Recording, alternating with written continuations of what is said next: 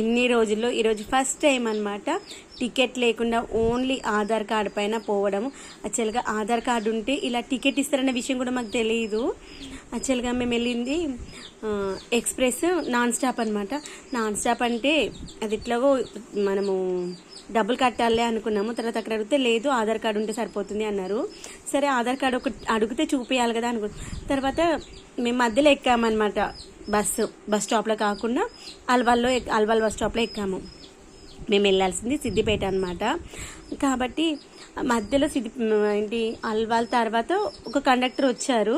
ఆ కండక్టర్ వచ్చేసి టికెట్ అన్నారు. నాకు అర్థం కాలేదు, ఆధార్ కార్డు ఉంటే టికెట్ తీసుకోవద్దా లేదా, ఈ బస్సులో టికెట్ తీసుకుంటారా లేదా అని వెనకాలకి వెళ్ళి జెంట్స్ని అడిగారు అనమాట. మా పక్క వాళ్ళని అడిగాం, ఈ బస్సులో యాక్చువల్గా టికెట్ పనిచేస్తుంది ఏంటి, మనకి ఆధార్ కార్డు పనిచేస్తుందా పనిచేయదా, టికెట్ తీసుకుంటే లేదు ఆధార్ కార్డు ఉంటే సరిపోతుంది అన్నారు.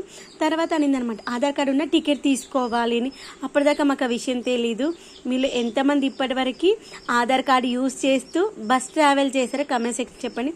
ఈ రోజు వెళ్ళడానికి రీజన్ ఏంటంటే మా హస్బెండ్కి ఆఫీస్ ఉంది, మా చిన్నోడికి స్కూల్ ఉంది, కాబట్టి నేను వెళ్ళాల్సిన సిచ్యువేషన్ ఉంది అనేసి బస్సులో ట్రావెల్ చేశాను. వెళ్ళేటప్పుడు ఫ్రీ బస్సులో వెళ్ళాము, వచ్చేటప్పుడు మహారాష్ట్ర బస్సులో వచ్చాము. చాలా సూపర్ ఫాస్ట్ అనమాట, చాలా ఫాస్ట్గా తీసుకొస్తుంది. తొందరగా వచ్చేసాము. మేమేంటి అక్కడ 5:30కేమో ఎక్కాము, ఇక్కడ 7:10 వరకు దిగిపోయాము.